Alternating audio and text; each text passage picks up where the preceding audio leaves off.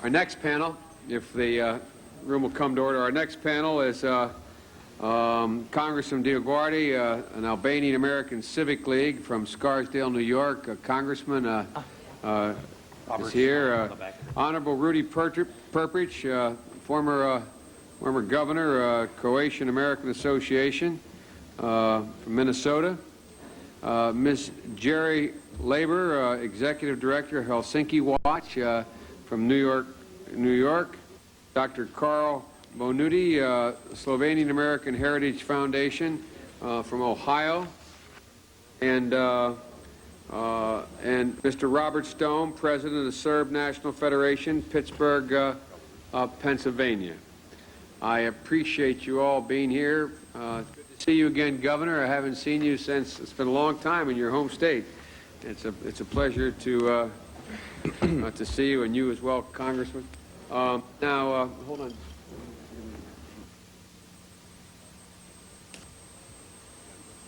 Yeah, it would be very helpful because we want to get a chance to ask a lot of questions and hear some cross comments here.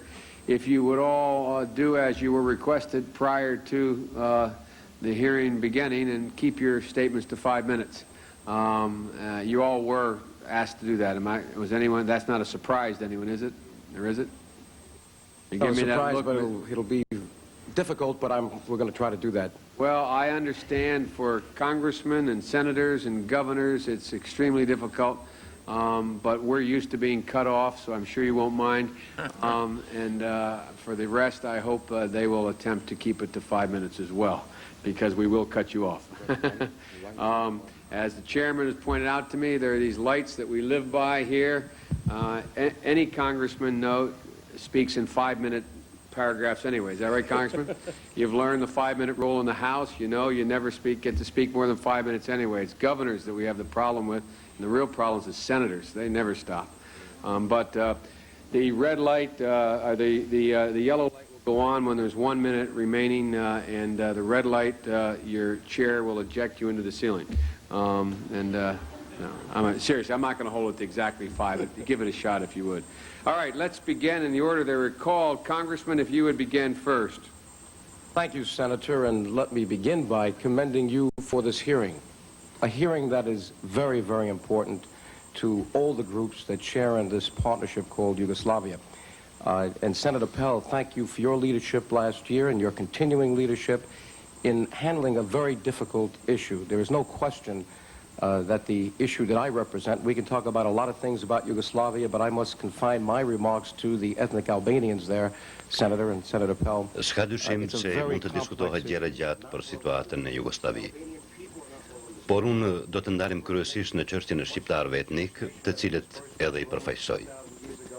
Është kjo një çështje shumë komplekse e cila nuk është kuptuar drejt. Shqiptarët, sikurse edhe ebrejt, janë një popull I shpërndarë që ishte pasojë e okupimit osman. Sot ka 3,5 milionë shqiptarë në Shqipëri, 3 milionë në Jugosllavi, rreth 3 milionë ndodhen në Turqi dhe më shumë se 1 milion ka në Greqi. There's much that I heard, Senator, that I disagree with. From Congressman Rudy's testimony, Congresswoman Bentley's testimony. Nuk pajtohem me mënyrën e parashtrimit të çështjes së shqiptarëve nga ana e kongresmenëve Moody dhe Bentley. Ata flasin për një farë historie, kurse çështja është se ç'po ndodh sot. Sikur të bëhej përkufizimi I kufive në bazë të kërkesave historike të çdo grupi etnik, atëherë çfarë hartet e Evropës do të kishim?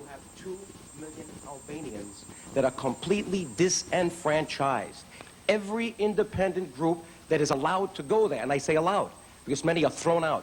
Çështja është se 2 milion shqiptarëve të Kosovës u janë uzurpuar të gjitha të drejtat. Ata vriten, torturohen, maltretohen, largohen nga puna. Është një situatë e tmerrshme.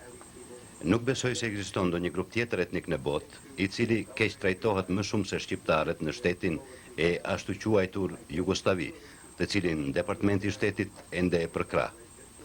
Këtë e dëshmon edhe raporti I këtij viti I Departamentit të Shtetit. What you should have heard was Mrs. Phyllis Kaminsky, who is here, by the way.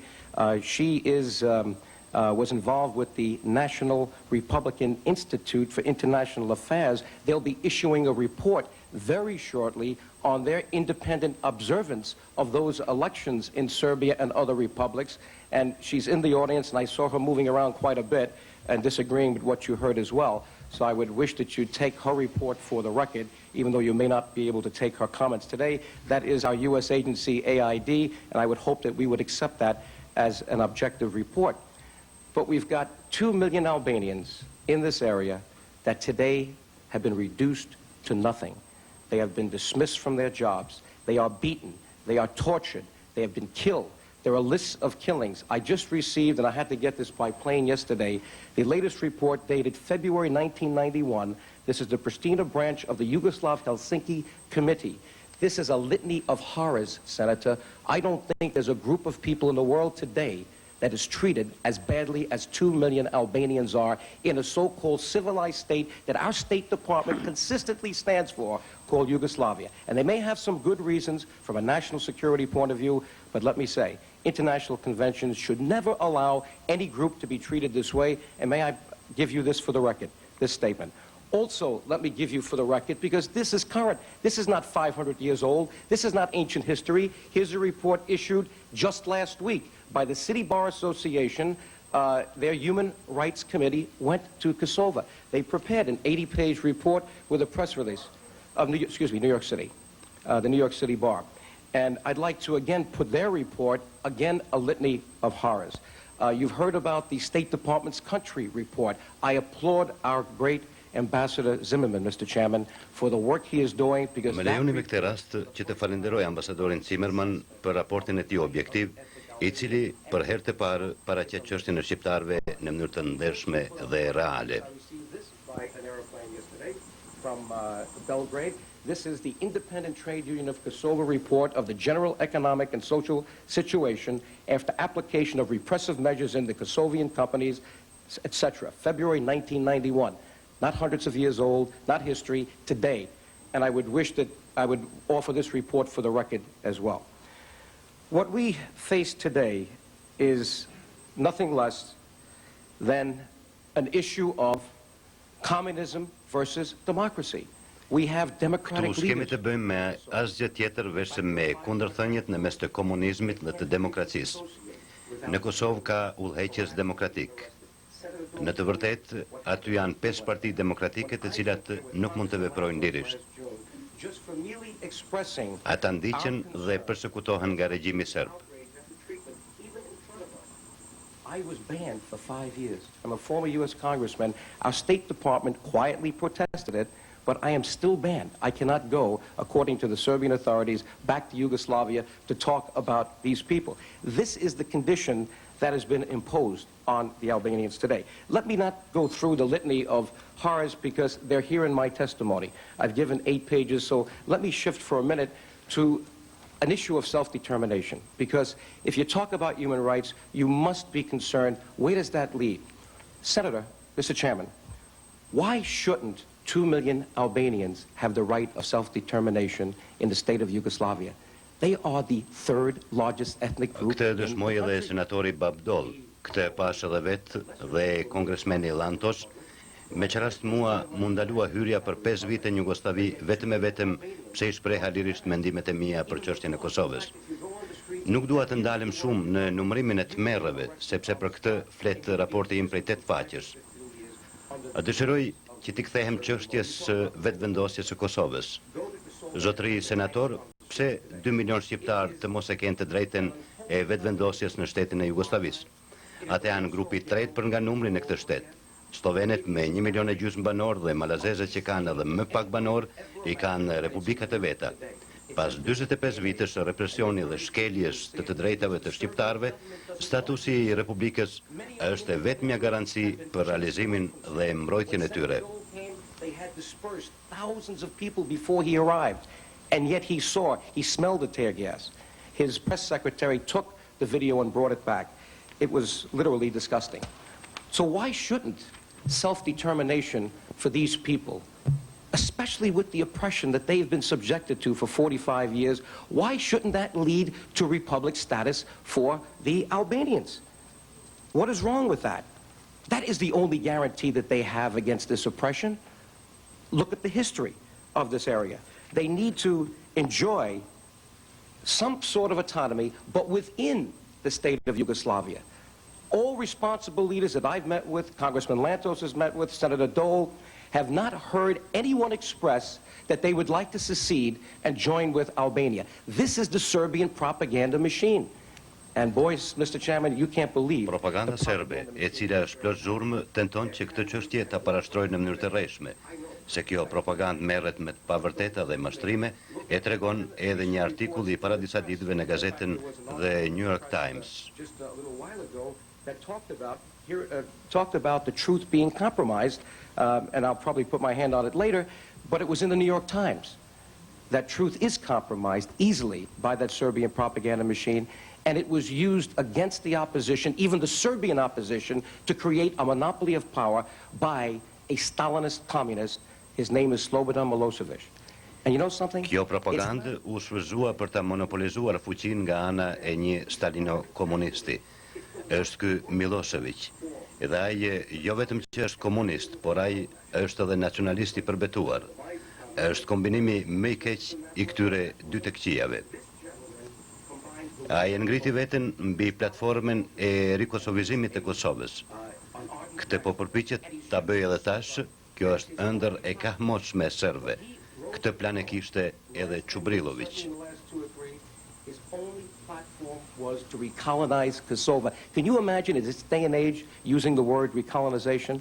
But that's what he wants to do. If you're a Serb and you move back to Kosova, you not only get the wage, the government will double the wage. In other words, there are incentives now for Serbs to go back, and they're taking the jobs away from all the Albanians so they leave. This has been a plan that has been a dream of Serbs for years. I remember a memo that I read by Mr. Tribilović. It was in his plan in 1939 that we must recolonize Kosova.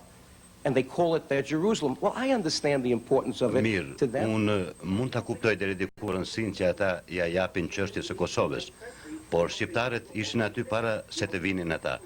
Slavët erdhën aty në shekullin e 8 dhe të 9. Shqiptarët janë pasardhës të perandorisë ilire. Jetojnë aty me mijëra vjet.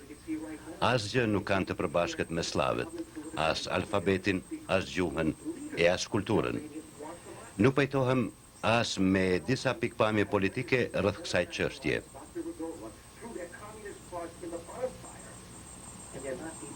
They would not vote. They boycotted the elections because they didn't want to dignify the fact that Serbia has been imposing their brand of political self-determination on them. And I think they had every right to do it. So I would tell you, and again, my testimony goes for 3 pages as to why the republic status for Kosovo is a logical conclusion to guarantee their human rights and give these people their self-determination. And finally, let me just talk about State Department policy. Sepse shqiptarët dhe liderët e tyre duan demokraci. Afër 700.000 u regjistruan në lidhjen demokratike të Dr. Ibrahim Rugovës, duke I hedhur liberezat komuniste. Dhe nuk deshin të votonin në kuadër të Serbisë. Ata kërkojnë të drejtat e tyre njerëzore dhe të drejtën për vetëvendosje. Prandaj Republika Kosovës është një konkluzë logjike e zgjidhjes së këtij problemi. Më lejoni të flas edhe për politikën e Departamentit të Shtetit, sepse mendoj se ajo është e gabueshme. Ndoshta ajo ishte e drejtë para disa vjetëve, por tashti është duke shkuar në drejtim të gabuar. Kjo politikë bazohet në 3 parime të luhatshme. Njëri parim proklamon tezën se duhet të vazhdohen lidhjet me Jugosllavinë që u krijuan nga koha kur na duhej ndërmjetësuesi, na duhej ura. Ne tash nuk kemi më nevojë për një urë ndërmjetësues të tillë. Parimi I dytë ka për qëllim të pengojë ndarjen ose coptimin e Jugosllavisë me çdo kusht dhe me çfarëdo çmimi. Mua nuk më mbushet mendja se një parim I tillë është I arsyeshëm dhe I drejtë, ndërkaq parimi I tretë thotë se nuk bën të përzihemi se mund t'i pengojmë proceset demokratike. Këto parime I përdorte Departamenti I Shtetit për të kundërshtuar rezolutat tona në Kongres. Mirë po argumentet tona, krahasuar me këto parime, ishin shumë më bindëse, prandaj edhe Kongresi I miratoi këto rezoluta. slide into the past relationship with Yugoslavia when we needed a broker, when we needed a bridge. We don't need that bridge and broker anymore. Two, as far as the State Department is concerned, we must prevent the dissolution of Yugoslavia under any conditions or at any cost. I don't buy that. And three, we must not prevent the process of democratization from going forward.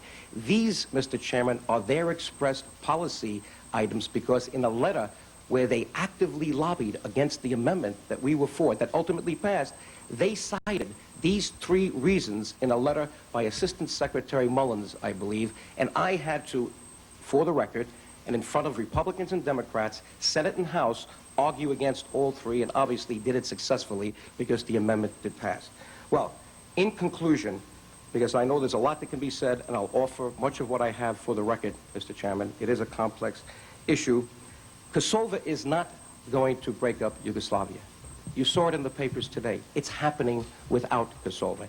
In fact, if we deal with the issue of Kosova honestly... Është kjo një çështje vërtet shumë e komplikuar, mirë po Kosova nuk është duke shkatruar Jugosllavinë.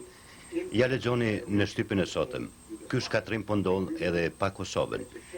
Në të vërtetë, sikur çështja e Kosovës të zgjidhej në mënyrë të ndershme, sigurisht se do të ndihmonte ruajtjen e Jugosllavisë. Kosovarët e duan vendin e vet në një konfederat. Është trup që Miloševićit i lejohet na imponoj sistemin e vet të nështrimit të tjerëve. Ai ka krijuar një apartheid më të keq se atë në Afrikën e Jugut. Por bota si duket ende nuk e din këtë. Edhe më keq, Kosova është Kuvajti i Evropës. Nuk ka dyshim se çdo gjë është marrë dhe uzurpuar nga serbët. Gjykatësit janë serb, policia serb, prandaj Kosova është okupuar nga serbët. So there is, and make no bones about it, occupation today. So, I would conclude by saying... Dëshiroj të përfundoj me pyetjen për Departamentin e Shtetit.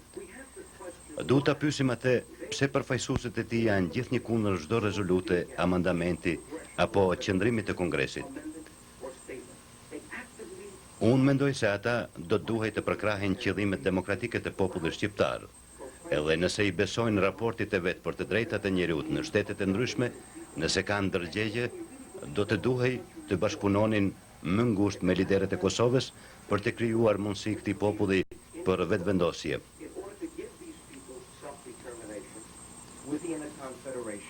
Do dëshiroja që Jugoslavia të mbetej e bashkuar, mirë po sipas të gjitha gjasave, mendoj se një gjë e tillë është e pamundur. And based upon what you're going to hear from these other witnesses. Thank you, Mr. Chairman, and thank you, Ju Senator falenderoj, zoti kryetar dhe zoti Pell. You indicated in your testimony that you believe that those living in Kosovo of Albanian ancestry, Albanians, ethnic Albanians,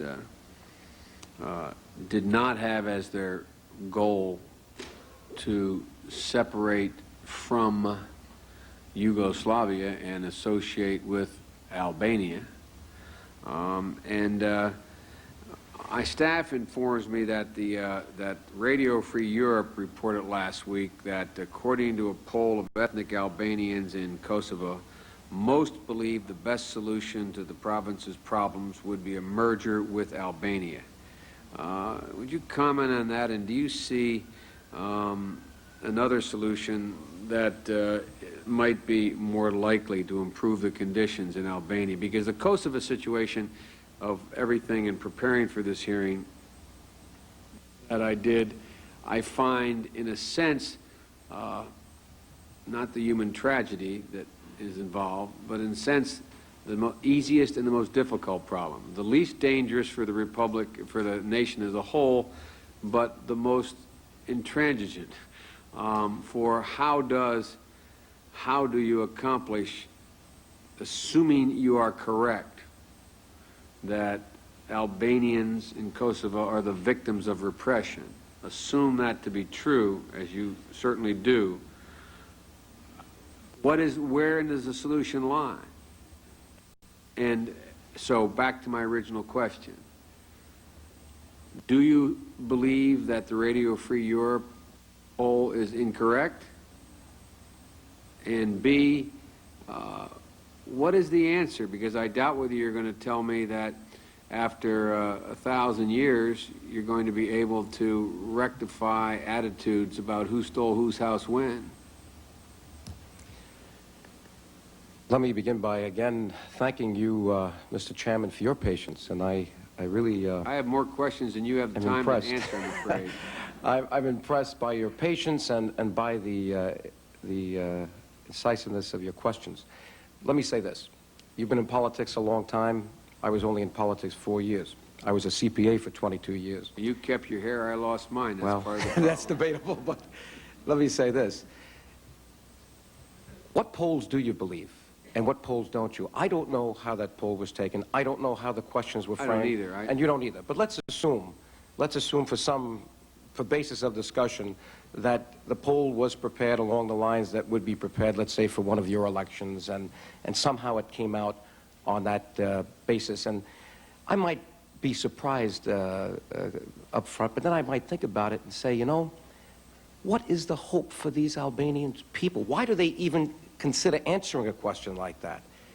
Well, there's such oppression. They're looking for some hope, and Lord knows at the time that question was asked, they may have said that. But let me tell you why that won't happen, Mr. Chairman. The present leadership of Kosova, the democratic leadership, has said, and by the way, this is what cost me the 5-year ban. It wasn't because I was a bad boy. I was with Congressman Lantos. He sent a letter to the State Department. Congressman Lantos used to work for me. He did foreign policy for me, so I know you were in trouble if you were. Well, he was going to be here, but I don't think he could make it. But let me say this. He's one of the great. I'm only kidding. Yeah, he's a good one. Great. We tried to be as civil. We tried to be as non-controversial as possible. And everything was going fine until I covered an area, because, you see, as I said before, there's a magnificent propaganda machine in Belgrade, and I found the article. It was in New York Times, September 13th. Truth is a casualty of the partisan Yugoslav press. This is written by our press in the New York Times. And their propaganda, and especially since they monopolized the media, it's difficult for the Albanians to contend with that propaganda. But they did, Mr. Chairman, except for one item, which I disposed of with Congressman Lantos in June of last year, and that's what resulted in the 5-year ban, because Mr. Milosevic did not want to hear it. But let me tell you what it is. It's very simple, and it will guarantee the fact that the Albanians will never leave Yugoslavia, and that fact is that the democratic leadership of Kosova has announced that it's willing to put in their constitution, the Kosova constitution, a point that the Serbian minority can veto any secession from Yugoslavia. So they have gone on record, I've gone on record, and this was the last big piece of propaganda that Slobodan Milosevic had. He didn't want to hear it. He doesn't want to hear from me anymore, because now the Albanians have a spokesman for a change. So, but I'm saying to you that no matter what that poll said, you can see the record for itself. The leader of the Democratic party there, the Democratic League of Kosovo, the Alliance, Dr. Rogova, has said that in the Constitution of Kosova, for republic status, they will allow the Serbian minority the right to veto any secession from Yugoslavia. What more could you say? As I said, I have a lot more questions, but I've really trespassed on your time already. It's now, especially those of you... May I just add, Sure. if you're going to conclude, I just wanted to make one other point, Mr. Chairman, that we can answer a lot of the assertions that were made, and we won't. But I think there's one thing, getting back to State Department policy... Para se të përfundoni, do të dëshiroja të kthehem prapë te politika e State Departmentit të shtetit ndaj popullit të Jugosllavisë dhe të përgjegjësia për qëndrim të paanshëm. Unë I kuptoj interesat e sigurisë nacionale, por do të dëshiroja t'ju rikujtoj se lideri I tashëm serb ka qëllime ekspansioniste. Unë nuk kam asgjë kundër popullit serb. Ai edhe në mënyrë publike ka bërë të ditur kërkesën për marrjen e disa pjesëve të Kroacisë. Ai dëshiron të realizojë ëndrrën e Serbisë së Madhe. Këtë ai e filloi në Kosovë dhe nuk po ndalet. Ky është problem që tash po shohim në Kroaci. Ai do t'ishte i lumtur që Slovenia të ndahet. Ndarja e Kroacisë gjithashtu do t'ishte e mirëseardhur nëse do të mund t'ja shkëpusë disa pjesë siç është Bregdeti i Dalmacisë. Pastaj do ta kishte më lehtë në nshtrimin e maqedonëve, të malazezëve dhe të shqiptarëve. Ato i intereson vetëm Serbia e Madhe. Ai nuk mërzitet shumë nëse Jugoslavia do të çoptohet, nëse i arrin qëllimit që ta mbajë Kosovën dhe pjesë të tëra nga territoret e të tjerëve. He doesn't care if Yugoslavia breaks up as long as he keeps all of Kosova and he's able to deal with the others. But our State Department better do a better job than they did in Kuwait. Because if we Dhe Departamenti i Shtetit duhet të bëjë një punë më efektive se në rastin e Kuwaitit, sepse sikur qëndrimet tona dhe shërbime sekrete atje të ishin në nivel, ne nuk do të humnim njerëz në front. Tani ata janë duke bërë të njëjtin gabim në Jugosllavi, sepse nëse Serbia i realizon planet dhe siguron daljen në ujërat e nxehta, kjo i shkon për shtati Bashkimit Sovjetik. Ata me vite të tëra mundohen që të dalin në detin Adriatik. Më lejoni që të them edhe këtë, Zoti Milošević dhe Zoti Gorbačov kanë marrëdhënie shumë të afërta. Takohen me orë të tëra në dhoma private dhe nuk di se çfarë bisedojnë. Mirë po, State Departmenti duhet ta ketë të qartë se nëse Serbia i arrin qëllimit të vet, atëherë do të dështoj politika jonë që Bashkimi Sovjetik të mos i lejohet dalja në det në këtë hapësirë.